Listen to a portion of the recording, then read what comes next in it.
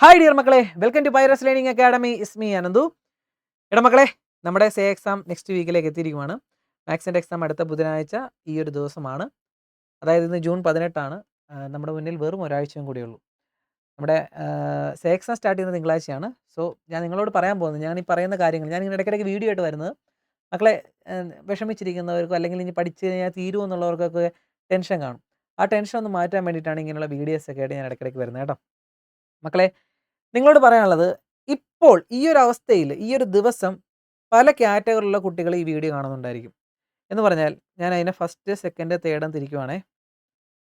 3 കാറ്റഗറിയിലുള്ള കുട്ടികളുണ്ടാവും. First category എന്ന് പറയുമ്പോൾ പഠിച്ചു തുടങ്ങിയിട്ടില്ല. പഠിച്ചു തുടങ്ങിയിട്ടില്ലെന്ന് പറഞ്ഞാൽ പഠിച്ചു തുടങ്ങിയിട്ടില്ല, എന്ത് പഠിക്കണമെന്ന് അറിയാൻ വയ്യ, തോൽക്കുമെന്ന് ഉറപ്പിച്ച് തോൽവി നേരിടാൻ തയ്യാറായിട്ടിരിക്കുന്ന മക്കൾ. അവരാണ് ഫസ്റ്റ് കാറ്റഗറി. സെക്കൻഡ് കാറ്റഗറി എന്ന് പറയുമ്പോൾ ഞാൻ തോൽക്കില്ല, എനിക്ക് ജയിക്കണം, പക്ഷേ ഞാൻ പഠിച്ച് തീർന്നിട്ടില്ല, പകുതി എത്തിയിട്ടുള്ളൂ, ഇനിയും ഉണ്ട് കുറേ പഠിക്കാൻ, ഇനിയും കുറേ ഉണ്ട് പഠിക്കാൻ, ഇനിയുള്ള ദിവസം ഇരുന്ന് പഠിച്ച് ജയിക്കണം എന്ന് വിശ്വസിച്ചിരിക്കുന്ന കുട്ടികളുണ്ട്. അവർ ഇനിയുള്ള ദിവസം കൂടെ പഠിക്കണം, അതായത് ഇനി പഠിക്കാൻ ഇഷ്ടം പോലെയുണ്ട്, കുറച്ച് പകുതിയിലേറെ പഠിച്ചു കഴിഞ്ഞു എന്നുള്ള കുട്ടികളാണ് സെക്കൻഡ് കാറ്റഗറി. തേർഡ് കാറ്റഗറിയിലെ കുട്ടികൾ എന്ന് പറയുമ്പോൾ ഏകദേശം പഠിച്ചു കംപ്ലീറ്റ് ആയി, ഇനി റിവിഷൻ ഒന്ന് ചെയ്യുക അല്ലെങ്കിൽ ലാസ്റ്റ് ടച്ചപ്പ് ചെയ്യുക എന്നുള്ള കാറ്റഗറിയിലുള്ള കുട്ടികളാണ് അവർ.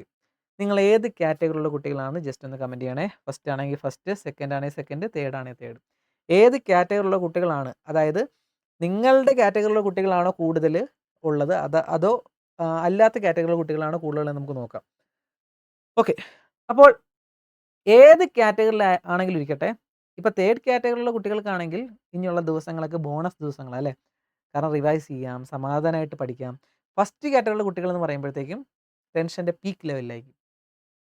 ഓക്കെ, അപ്പോൾ എനിക്ക് നിങ്ങളോട് പറയാനുള്ളത്, എനിക്ക് കുട്ടികൾ മെസ്സേജ് അയക്കുകയും കമൻറ്റ് ചെയ്യുകയും ചെയ്യുന്നത് ഇനിയുള്ള ദിവസത്തെ സ്റ്റഡി പ്ലാനോ അല്ലെങ്കിൽ ടൈം ടേബിളൊക്കെ പറഞ്ഞു തരുമോ എന്നൊക്കെ ചോദിച്ചാണ്.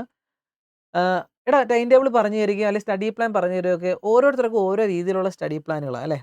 ഒരാൾ പറഞ്ഞു തന്നെന്ന് കരുതി അത് ഫോളോ ചെയ്യാൻ എല്ലാവർക്കും പറ്റണമെന്നില്ല. പലരുടെയും ജീവിത സാഹചര്യങ്ങളൊക്കെ വ്യത്യസ്തമായിരിക്കും.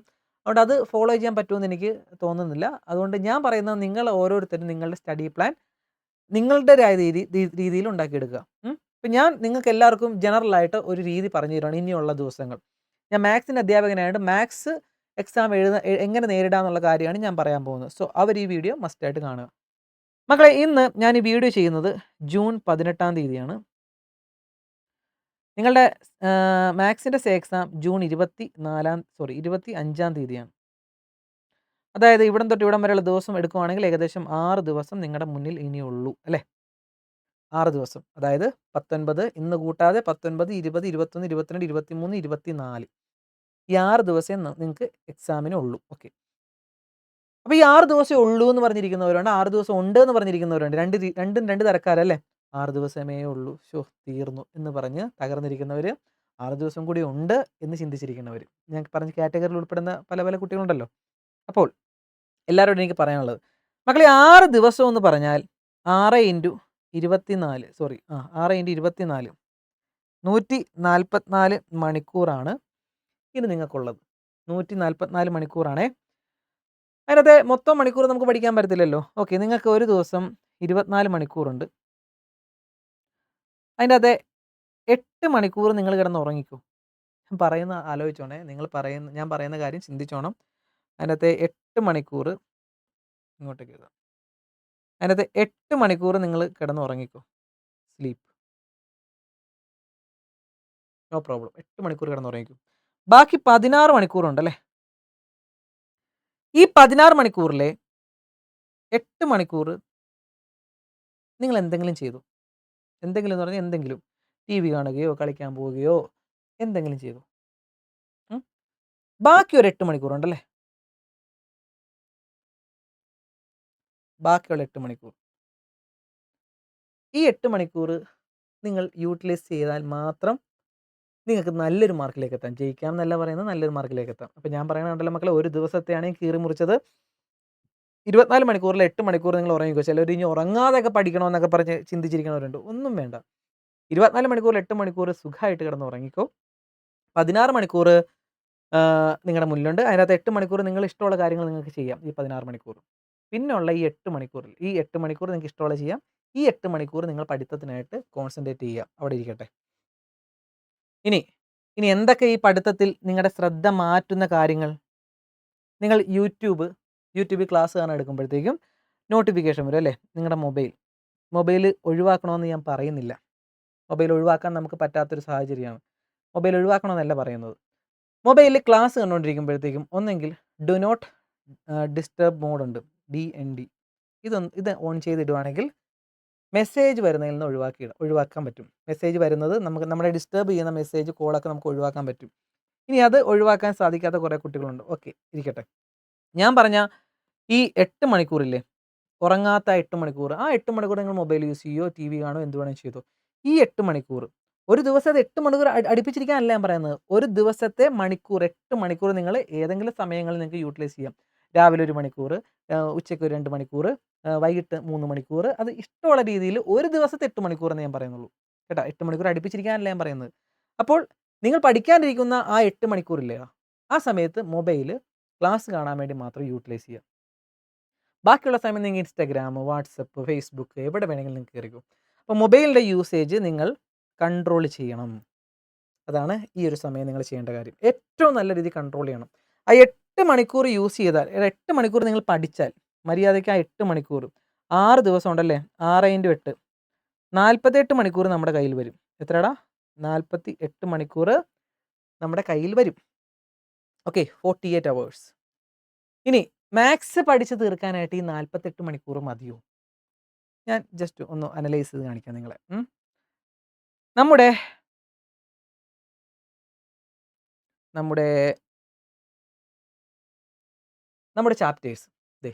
ചാപ്റ്റേഴ്സും ആ ബ്രാക്കറ്റിൽ കൊടുത്തിരിക്കുന്ന അതിൻ്റെ വെയിറ്റേജുമാണ്. ഇതൊക്കെയാണ് നമ്മുടെ മുന്നിലുള്ള പഠിക്കാനുള്ള നിങ്ങൾക്ക് പഠിക്കാൻ സാധിക്കുന്ന ചാപ്റ്റേഴ്സ്.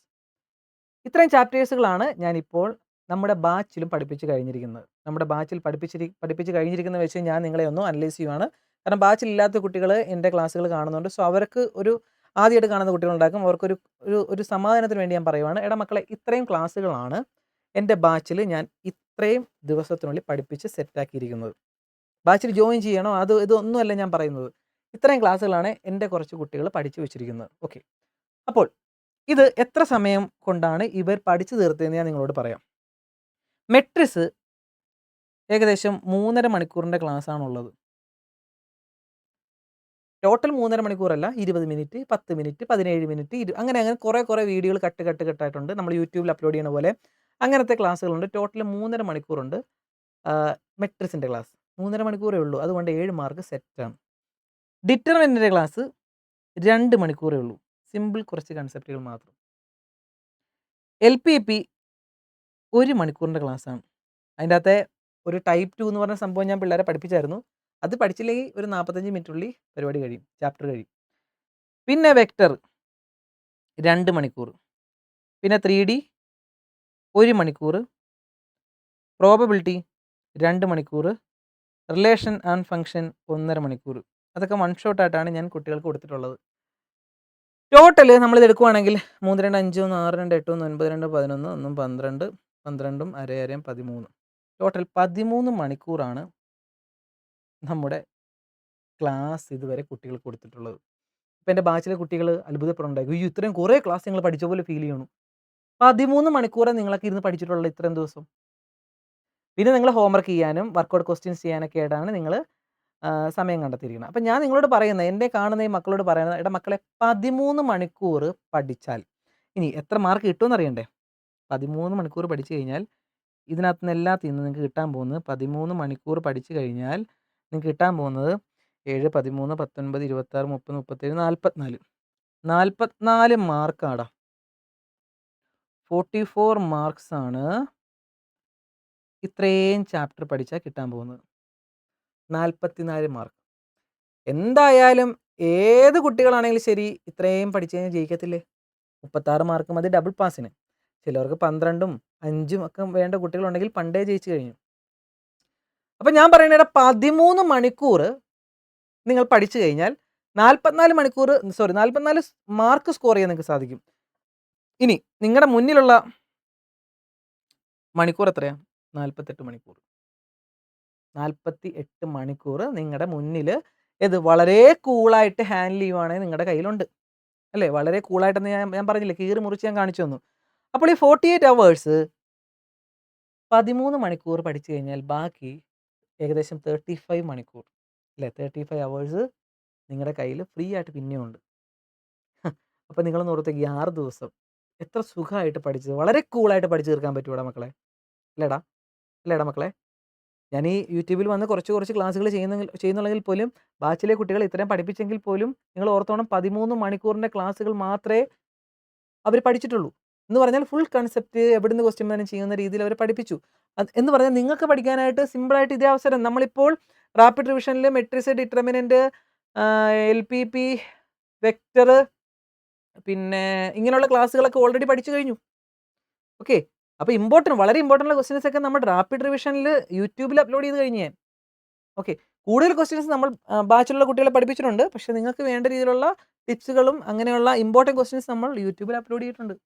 അപ്പോൾ എനിക്ക് പറയാനുള്ളത് മക്കളെ, ഏകദേശം നല്ല രീതിയിൽ തന്നെ പഠിച്ച് കഴിയാവുന്ന കുറേ പോർഷൻസ് നിങ്ങളിപ്പോൾ പഠിച്ചു കഴിഞ്ഞിട്ടുണ്ട്.